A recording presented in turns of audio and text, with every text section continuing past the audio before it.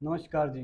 आज मैं Yash Yadav Y and Y series से। तो आज हमारे साथ हैं शेरपुर से बस्तीराम यादव जी। विधानसभा से कांग्रेस की सीट के लिए आप उच्च दावेदार हैं। आपके विपक्ष में कौन कौन दिखते हैं आपको? देखिए, विधानसभा चुनाव आने वाला है और इस उद्देश्य से आप का मेरे पास आने पर हार्दिक स्वागत है, बधाई है, धन्यवाद है। जी। जहाँ तक प्रत्याशियों की बात है, कांग्रेस पार्टी बहुत बड़ी पार्टी है, बहुत पुरानी पार्टी है और कांग्रेस पार्टी में प्रत्याशियों का कोई कमी नहीं है। एक से एक बढ़ कर के काबिल लोग कांग्रेस पार्टी में हैं।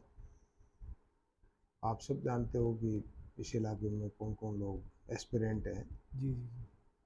पहले भी कांग्रेस से चुनाव लड़ चुके हैं। Doctor RC. यादव जी हैं, मैं भी हूँ, और भी भाई हो सकते हैं। इस बार कहा जा रहा है कि आपको आरसी जी, डॉक्टर करण सिंह जी का आपको फुल सपोर्ट मतलब दिया जा रहा है। तो इस बार क्या आपको ये अभी ये सिर्फ ऐसा राजनीतिक कयास है या फिर आपको सपोर्ट ऐसा ही दिया? कुछ नहीं है और ये तो समय ही बताएगा कौन आदमी किसका साथ देता है। जी जी। अभी तो हर एक व्यक्ति अपने उम्मीद पाले हुए है, कोशिश भी कर रहे हैं, इलाके में लोगों के बीच में सेवा भी कर रहे हैं और सबका उद्देश्य यही कि भाई इलाके में कांग्रेस पार्टी मजबूत हो। और जो टिकट एक आदमी को मिला करता है, हाँ जी। प्रत्याशी एस्पिरेंट दावेदार बहुत से लोग होते हैं, सबको टिकटें नहीं मिला करती। टिकट तो एक व्यक्ति को मिलेगा और हम सब का प्रयास ये है कि जिसको भी मिलेगा उसको मदद करके पार्टी को जिताने का उद्देश्य है। आपका लास्ट चुनाव बता रहे हैं, ये लोग कह रहे हैं कि भाई अब एज भी फैक्टर या फिर सरोज जी जीतते हैं उसके बाद भी। तो आप उनको विपक्ष के लिए क्या कहना चाहेंगे आप? देखिए, अभी कोई हम बुजुर्ग नहीं हो गए। राजनीतिक शुरुआत तो काफ़ी टाइम से हाँ है, जी हाँ जी। लेकिन ऐसा नहीं है कि आखिरी चुनाव है। जी। अभी तो 60 साल उम्र भी नहीं हुई है और लोगों के बीच में है, काफ़ी लंबे समय से है। जब तक जनता की सेवा करने का मादा रहेगा, जब तक जनता की सेवा करने का जज्बा रहेगा, तब तक लोगों के बीच में रहेंगे, सेवा करेंगे और राजनीति में भी रहेंगे। देखो, आप सोसाइटी में इतने अच्छे पद पे बैठे हैं, आप प्रधान रहे, अब वाइफ, अब मतलब फिर भी आपको पुलिस स्टेशन से मतलब ऐसे एक डीएसपी, फिर भी वो समझदार इंसान बात अच्छे से नहीं की। उसके कैसा कहना, क्या कहना चाहेंगे आप? कि आप यहाँ पे इलाके में देख रहे हो जी। कि प्रजातंत्र में जनता सर्वोपरि है। जी राजनीतिक लोग सम्मान चाहते हैं। जी। प्रशासन, सरकारें बदलती रहती हैं, लेकिन ये हम इस बात के हामी हैं कि चाहे पुलिस स्टेशन हो, चाहे कोई और दफ्तर हो, चाहे किसी और सरकारी कार्यालय से लोगों का जाने का हो, उस जगह पे हर व्यक्ति का सम्मान होना चाहिए। जी लेकिन आजकल आप देख रहे हो इस इलाके में, बेरोड में विशेष करके, ऐसा आतंक और भय का वातावरण है। ये तो हम लोग यहाँ मजबूती से डटे हुए हैं, चुनाव भी लड़े, जीते भी और जनता का आशीर्वाद भी लिया। जी। जी और जिस तरह से यहाँ के विधायक के द्वारा कांग्रेस के लोगों के साथ में, जी। उनके प्रतिद्वंदियों के सामने जो व्यवहार किया जा रहा है वो सर्वविदित है। एक नहीं, सैकड़ों नहीं, हजारों नौजवान साथियों को बिना किसी कारण के जेलों में डाला गया। तस्दीकशुदा जमानत के नाम पे उनको 15-15 तक जेलों की हवा खाना खाना पड़ा है। ये सब जानते हो आप लोग। यहाँ अध्यापकों को नहीं बख्शा गया। टीचर्स के बारे में कहा कि इनकी कब्जी तोड़ने का काम करूँगा। पत्रकारों को लिफाफेबाज कहने का काम किया। डॉक्टर कंपाउंडर्स को बेइज्जत करने का काम किया। उल्टा लटकाने की धमकियां दी। जी। जी बाबा जी जैसे संभ्रांत व्यक्ति को अभद्र भाषा प्रयोग करना, महाराज हाँ महंत जी। बालकनाथ जी को मोडिया कहना, डॉक्टर आर.सी. को ग्यारसी कहना, सामने प्रतिद्वंदियों को, अपने से बड़ी उम्र के लोगों को असभ्य तरीके से बोलना, ये सभ्यता की निशानी नहीं है। और प्रजातंत्र में जनता सर्वोपरि है, जनता भगवान का रूप होती है। हर व्यक्ति सम्मान चाहता है और सम्मान का हकदार है, सम्मान मिलना चाहिए। लेकिन यहाँ तो उल्टा हो रहा है। 4 साल के कार्यकाल में जिस तरह से सत्ता का दुरुपयोग किया गया, ऐसा सन 52 से लेकर आज तक कभी नहीं किया गया। लोगों को अनावश्यक रूप से जेलों में डाला, लोगों को गालियाँ दी, लोगों को प्रताड़ना दी, महिलाओं के बारे में अभद्र टिप्पणियाँ की, संतों के बारे में अभद्र टिप्पणियाँ की, सामने चुनाव लड़ रहे प्रतिद्वंदियों को असभ्य भाषा में संबोधित किया जाना, ये प्रजातंत्र के खिलाफ है। और समय आने पर इन सब बातों का जवाब दिया जाएगा, जनता जवाब देगी। जखराना में जो मैटर हुआ सबको पता है, उसके बारे में आप क्या? देखिए, जखराना में ही नहीं जी। बिना पुलिस प्रोटेक्शन के हाँ जी। विधायक किसी गांव में जा नहीं सकता, घुस नहीं सकता। जखराना में भारी दलबल के साथ जाना, इससे बड़ी कायरता क्या होगी? एक जनप्रतिनिधि अपने इलाके में अपने मतदाता से भयभीत रहे, डरता रहे, ये अच्छे निशानात नहीं है। और इससे कायरता और डरपोकपन का कोई उदाहरण हो नहीं सकता जो जखराना में हुआ है। ऐसे विधायक को तो इस्तीफा दे देना चाहिए, जो इस तरह से जनता के बीच में पुलिस बल के आधार पे जाए, पुलिस की ताकत पे जाए, पुलिस का प्रयोग करके जाए, पुलिस का दुरुपयोग करके जाए। ऐसे जनप्रतिनिधि को जनता के बीच में रहने का अधिकार नहीं है।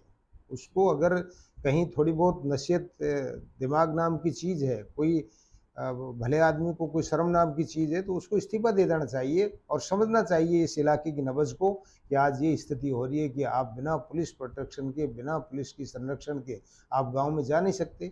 काहे का जनप्रतिनिधि है, उसको रहने का अधिकार नहीं है, उसको इस्तीफा दे देना चाहिए। और मैं विशेष करके उससे कहना चाहूँगा कि इस तरह से डरपोक और कायरता आप लोग करेंगे तो ये जनता की सेवा कैसे कर पाओगे आप? आप तो बिल्कुल डरपोक आदमी हो, पुलिस के साथ साए में चलने वाले लोग हो, ये बर्दाश्त नहीं की जाएगी बात। सरकारी लोगों का तबादला भी इस बार बहुत देखा गया है। अरे सरकारी लोगों को छोड़िए, आप महिलाओं कर्मचारियों तक को नहीं बख्शा गया। और जो राजनीतिक रूप से दूसरी पार्टियों के जो हमारे साथ के लोग हैं, उनको, हमारे रिश्तेदारों को, हमारे मित्रों को, मित्रों के परिवारजनों को, उनकी घरवालियों को, उनकी परिवार की महिलाओं को इस तरह से उठा उठा करके दूर भेजा गया है। ये कोई अच्छे संभाव के व्यक्तित्व नेता की के लायक बात नहीं है। ये बहुत ओछी हरकत है, बहुत छोटापना है, बहुत तुच्छ विचारों की देन है कि आज एक जनप्रतिनिधि होकर के राजनीतिक रंजिशवश बदले लेने का काम किया जा रहा है। ये बहुत निंदनीय कृत्य है। पहली बार इतना पुलिस का जाब्ता देखा गया जखराना में, उस पे मैंने कहा ना, इससे बड़ी कायरता क्या होगी? जो यहाँ का जनप्रतिनिधि जिसको लोगों ने इस विश्वास के साथ जिताया था कि हमारी रक्षा करेगा, हमारा गार्जियन बन के काम करेगा, हमारे सेवक बन के काम करेगा, उल्टा लोगों को डरा धमका करके आतंक पैदा करना चाहता है, पुलिस के बल पर लोगों को भयभीत करके और दबाना चाहता है। प्रजातंत्र में जनता को दबाया नहीं जा सकता, जनता की भावनाओं को कुचला नहीं जा सकता, जनता की भावनाओं को सम्मान सर्वोपरि है। जनता प्रजातंत्र में भगवान है, वो सम्मान की पात्र है, उसको सम्मान देना चाहिए। उल्टा उनको तिरस्कृत किया जाता है, भयभीत किया जाता है, डराया जाता है, धमकाया जाता है, जेलों में डाला जाता है, स्थानांतरण करवाए जाते हैं, मकान तोड़े जाते हैं, दुकानें तोड़ी जाती हैं। ये आप सबके सामने है। लेकिन समय आने पर खनन माफिया भी बहुत ज्यादा बड़ा है। अरे आप खनन माफिया देख लीजिए, सन 52 से लेकर के आज तक तो छोड़िए, ईस्ट इंडिया कंपनी ने भी इस देश को इतना नहीं लूटा जितना बहरोड के विधायक ने इस क्षेत्र में 4 साल में लूट मचाई है, वो सर्वविदित है। और बहरोड जिला बनता ये कंफर्म था। बहरोड जिला बनने का इतना बड़ा संघर्ष था हमारा। मैं जिला बनाओ संघर्ष समिति का संयोजक के नाते 2006 से इस मुहिम में जुटा हुआ था। अनेकों बार धरने दिए, ज्ञापन दिए, रैलियां निकाली, नौजवानों को सड़कों पर उतारा, छात्र छात्राओं ने रैलियां निकाली और 1 माह तक लगातार कचहरी के सामने धरने चले। प्रतिदिन 500 से लेकर 700 लोग धरने पर बैठे। कभी व्यापारी बैठे, कभी पत्रकार बैठे, कभी किसान बैठे, कभी बीजेपी बैठी, कभी कांग्रेस बैठी, कभी यूथ कांग्रेस बैठी, कभी कृषि उपज मंडी के, कभी वकील साथीगण। कोई ऐसा वर्ग नहीं, कभी एनजीओ। हर वर्ग ने जिले की मांग को इतना मजबूती से उठाया था और प्रतिदिन 1 माह तक 500 से लेकर 700 तक व्यक्ति नित्य बैठते थे। बैठे थे कचहरी के सामने। उसका नतीजा है कि जिला बनाओ स्टेट लेवल की कमेटी ने हमको ये कहा था कि जब भी कोई राजस्थान में जिला बनेगा, बहरोड और नीमड़ा कोई रोक नहीं सकता, सब मानदंडों की पूर्ति करता है, सेंटर है। और हमने बहरोड, नीमराना, कोटकासी, मुंडाव और बानसूर 5 तहसीलों के जनप्रतिनिधियों की सहमति बना करके, सब पार्टियों के लोगों की सहमति बना करके एक ज्ञापन दिया था, जिसमें मेजर ओपी यादव साहब उस ज्ञापन में थे, डॉक्टर करण सिंह यादव जी उस ज्ञापन में थे, तत्कालीन विधायक मुंडाव और धर्मपाल चौधरी जी उस ज्ञापन में थे, सहमत थे, उसमें साथ गए थे। और बानसूर की माननीय शकुंतला रावत जी इस बहरोड नीमराना को जिले में सहमति देने वालों में से, यहाँ के प्रधान, यहाँ के पूर्व प्रधान, यहाँ के चुनाव लड़े हुए तत्कालीन विधायक महंत बालकनाथ जी और आज के विधायक ने यह हल कर दिया कि जनता से बिना पूछे, जनता से बिना इजाज़त लिए और कोटपुतली की सहमति दे देना बहरोड और नीमड़ा की जनता के साथ में, इससे बड़ा तो कोई धोखा हो नहीं सकता है। ये बहुत बड़ा धोखा करने का काम किया ये गया कहा है। जा रहा है कि पनियाला में सबकी जगह है, सब पॉलिटिशियंस की, उस पे कितना? साफ जाहिर है ना भाई, आम आदमी के जबान पे निकला हुआ है कि विधायक का वहाँ पे जमीन है, वहाँ पे होटल है, इस उनको बेशकीमती बनाने के लिए उसने जनता को साथ में धोखा किया। बहरोड नीमराना की जनता से बिना पूछे कोटपुतली पनियाला को जिला बनाने की सहमति दे देना, ये सब जाहिर करती है कि क्षणिक स्वार्थों के पीछे इलाके के साथ बहुत बड़ा दगा करने का काम किया है। वरना बोले स्टेटमेंट देता आज तक कभी नहीं बोला, बल्कि उल्टा ढोल बजाए, गाजे बजाए, मिठाइयाँ बांटी, लड्डू बांटी जब कोटपुतली जिला बना तब, सबको पता है। और ये मांगो सूत्रों की मांग, ये ब्लैक कपड़े पहन के ये दौड़ना वगैरह, इनके पीछे का क्या? ये नई पार्टी बना रहे हैं या कोई और पार्टी का लेना देखिए, चाह रहे इसका हैं? जवाब तो उनसे पूछिए, हम्म, लेकिन मैं समझता हूँ कि यहाँ इलाके में लोग पानी से त्रस्त हैं, बिजली PRCP। से त्रस्त हैं, बेरोजगारी से नौजवान त्रस्त है। यहाँ पर लोग जिला नहीं बना इस बात से बहुत नाराज हैं। यहाँ पर अपराधों का साया है, यहाँ पर भ्रष्टाचार का साया है। इस सब मुद्दों को दरकिनार करके और प्रदेश भर में काले कपड़े पहन करके घूमना, ये बहुत ही दुर्भाग्य की बात है कि एक विधायक को जिन आशा और अपेक्षाओं को लेकर के जिताने का काम किया गया था, उन आशाओं और अपेक्षाओं पे, जनता की आशाओं पर पानी फेरने का काम किया है। और आज यहाँ पर ट्रांसफार्मर नहीं मिल रहे, यहाँ बिजली नहीं आ रही, यहाँ पर बीमारियाँ फैल रही हैं, यहाँ पे भ्रष्टाचार हो रहा है, यहाँ पर नौजवान दरबदर हो रहा है, यहाँ पर महिलाएं के साथ में अत्याचार हो रहा है, यहाँ पर आम आदमी त्रस्त है। जो विधायक अपनी इन जिम्मेदारियों से मुकर करके और जनता का ध्यान दूसरी तरफ डाइवर्ट करना चाहता है, ये प्रजातंत्र में बहरोड की जनता बर्दाश्त नहीं कर पाएगी। समय आने पर इसका जवाब मिलेगा। काफ़ी जगह बिजली के बिल हैं वो बकाया हैं, कभी कुछ बकाया चल रहा है, नगर पालिका का चल रहा है, कभी इन पे क्या कहेंगे आप? देखिए, रुपए खाए जा रहे हैं या कहाँ इन्वेस्ट नहीं ये हो तो रहे? जिस जिस विभाग के ऊपर जितना पैसा बकाया है, जी जी। उसका भरे नहीं जाने का कारण वो विभाग के अधिकारी, हेड ऑफ द डिपार्टमेंट है, वो दे पाएंगे क्या कारण है। बाकी सरकार का बिल चाहे किसी दफ्तर के ऊपर हो बिजली का, वो भरा जाना चाहिए, इसका मैं समर्थक हूँ। तो अब आप अपनी जनता से कुछ कहना चाहेंगे तो? मैं जनता से यही निवेदन करना चाहता हूँ कि 4 साल का कार्यकाल यहाँ के विधायक का हो चुका है। माननीय मुख्यमंत्री श्री अशोक गहलोत साहब विकास पुरुष हैं। जी जी। उस व्यक्ति ने, हमारी सरकार ने पूरे प्रदेश भर में इतने काम किए हैं, सड़कें बनाई हैं, स्कूलें, अंग्रेजी विद्यालय खोले हैं, PHC क्रमोन्नत किए हैं, CHC क्रमोन्नत की हैं, नगर पालिकाएँ बनाने का काम किया है, महिला कॉलेज बनाने का काम किया है, किसान का, कृषि का 2000 यूनिट तक का बिल माफ़ करने का फैसला किया है, घरेलू बिजली प्रति माह 100 यूनिट तक फ्री देने का फैसला किया है, महिलाओं को बसों में 50% तक छूट देने का काम किया है। जी जी। चिरंजीवी योजना में बीमा योजना 5 लाख से बढ़ा करके 10 लाख कर दिया गया है। चिरंजीवी योजना में निःशुल्क इलाज की सीमा 25 लाख रुपए तक बढ़ा दी है।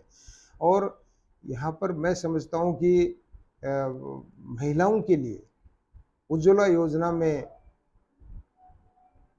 अभ्यर्थियों को, पात्र व्यक्तियों को, पात्र महिलाओं को 1100 रुपये की बजाय 500 रुपये में सिलेंडर देने का फैसला किया गया है। प्रत्येक व्यक्ति को वृद्धावस्था पेंशन 500 और 700 की बजाय हर व्यक्ति की 1000 रुपये पेंशन देने का काम किया है। हर व्यक्ति को सम्मान देने का काम किया है। इसमें कोई दो राय नहीं, राजस्थान में कांग्रेस की सरकार आने का पूरी संभावना है। जनता की आज जो शिविर चल रहे हैं, मैं माननीय मुख्यमंत्री महोदय को धन्यवाद देना चाहूँगा कि ये जो महंगाई राहत शिविर जो लगाए हैं, ये निश्चित रूप से जनता को राहत देने का काम होगा और जनता इससे बहुत लाभान्वित होगी। और जिस मुस्तैदी के साथ में पूरे प्रदेश में ये शिविर लगा करके महंगाई राहत शिविर आयोजित किए जा रहे हैं, उनका जनता से अपील करना चाहूँगा, जनप्रतिनिधियों से, पंचायत राज के सभी पदाधिकारियों से, कि इस शिविर का लाभ आम जनता तक पहुँचे, उसमें पूरा सहयोग करने का काम करें। लेकिन दुर्भाग्य की बात है कि यहाँ पर बहरोड में इतने ज़्यादा काम होने के बावजूद भी आज स्थिति है कि विधायक के कारनामों की वजह से, उसकी आदतों की वजह से, उसके भ्रष्टाचारपूर्ण रवैये के कारण, उसके भय और आतंक के कारण, उसके आम जनता को बेइज्जत करने की लफाजियों के कारण और महिलाओं को बेइज्जत करना, उनके प्रति अभद्र टिप्पणी करना, ये मैं समझता हूँ कि शोभनीय बात नहीं है। इनका खामियाजा उस व्यक्ति को भुगतना पड़ेगा। हम लोग मजबूती से सरकार के किए कामों को आगे प्रचार करने का काम कर रहे हैं। हम सरकार के कामों को आगे जनता तक पहुंचाने का काम कर रहे हैं। हम संकल्पित भाव से, समर्पित भाव से जनता से जुड़ी हुई जन कल्याणकारी योजनाओं को जनता तक पहुंचाने के लिए अपने आप को संकल्पित करते हैं और माननीय मुख्यमंत्री जी का आभार व्यक्त करते हैं। लेकिन हमारे इलाके में इस तरह का जो वातावरण पैदा हो रखा है, निश्चित रूप से विधायक के खिलाफ में मजबूती से डटकर काम कर रहे हैं और मजबूती से करेंगे। इस तरह के लोगों को यहाँ बर्दाश्त जनता नहीं करेगी, पूरा भरोसा है और जनता निश्चित रूप से हमारा साथ देगी। मैं Y&Y सीरीज का धन्यवाद देता हूँ इस पूरे कार्यक्रम के लिए और आप भी धन्यवाद के पात्र हो। धन्यवाद। ठीक।